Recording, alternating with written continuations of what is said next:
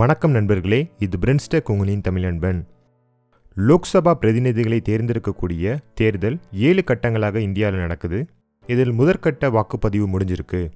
வருகிற 18 ஏப்ரலில் தமிழ்நாடு சேர்த்து சில மாநிலங்களில் லோக்சபா தேர்தலின் 2ஆம் கட்ட வாக்குப்பதிவு நடக்க இருக்குது.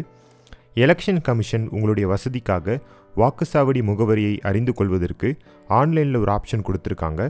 பலருக்கு அவர்கள் வாக்களிக்க வேண்டிய வாக்குச்சாவடியின் இடம் தெரிந்திருக்கலாம், ஆனால் சிலருக்கு தெரியாமல் இருக்கலாம்.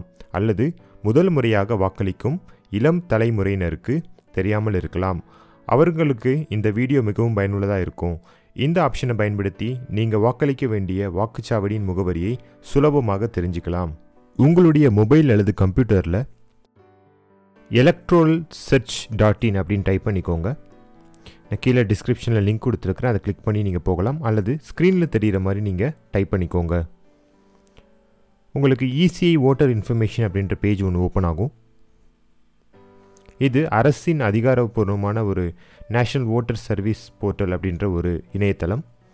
இதில் 2 ஆப்ஷன்ஸ் கொடுத்துருப்பாங்க, search by details and search by EPIC number அப்படின்னு இருக்கும்.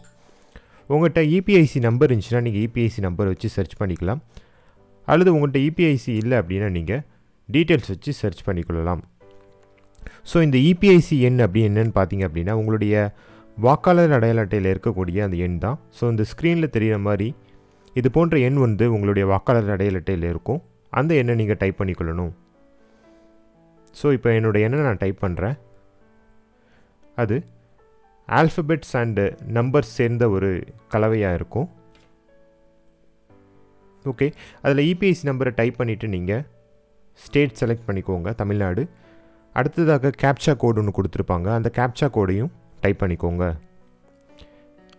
நெக்ஸ்ட்டு நீங்கள் சர்ச் பட்டனை ப்ரெஸ் பண்ணிங்க அப்படின்னா உங்களுடைய டீட்டெயில்ஸ் கீழே ஷோ ஆகும். இதில் உங்களுடைய பெயர், வயது, உங்களுடைய போலிங் ஸ்டேஷன் எல்லாமே கொடுத்துருப்பாங்க. இங்கே ஆக்ஷன் அப்படின்ற பட்டன் கீழே வியூ டீட்டெயில்ஸ் அப்படின்ற ஒரு ஆப்ஷன் இருக்கும். அந்த ஆப்ஷனை செலக்ட் பண்ணிக்கோங்க. இங்கே உங்களுடைய ஓட்டர் இன்ஃபர்மேஷன் டிஸ்பிளே ஆகும். இதில் கீழே பார்த்தீங்க அப்படின்னா உங்களுடைய பார்ட் நம்பர், சீரியல் நம்பர், உங்களுடைய polling station and polling date ரெண்டுமே கொடுத்துருப்பாங்க. ஸோ நீங்கள் எங்கே ஓட்டு போடணும் அப்படின்றதையும் கொடுத்துருப்பாங்க. நீங்கள் வாக்களிக்க வேண்டிய தேதியையும் கொடுத்துருப்பாங்க. அடுத்த உங்களுடைய தேர்தல் தேதி என்னன்றதையும் கொடுத்துருப்பாங்க. மேலும் உங்களுடைய எலெக்ஷன் அஃபிஷியல்ஸோடைய டீட்டெயில்ஸும் கொடுத்துருப்பாங்க. நீங்கள் அங்கே பார்த்தீங்க அப்படின்னா பூத் லெவல் ஆஃபீஸரோட நம்பர் கூட கொடுத்துருக்குறாங்க. ஸோ இந்த வசதியை பயன்படுத்தி நீங்கள் எங்கே ஓட்டு போடணும், உங்களுடைய வாக்குச்சாவடி எங்கே இருக்குது அப்படின்றத பற்றி தெரிந்து கொள்ளலாம். மேலும் தேர்தல் ஆணையம் வாக்காளர்களின் வசதிக்காக ஓட்டர் ஹெல்ப்லைன் ஆப் அப்படின்னு சொல்லக்கூடிய ஒரு மொபைல் செயலியை அறிமுகப்படுத்தியிருக்காங்க. அந்த ஆப்பை நீங்கள் ப்ளே ஸ்டோர்லேருந்து டவுன்லோட் பண்ணி கூட இந்த சேவைகளை பயன்படுத்தி கொள்ளலாம்.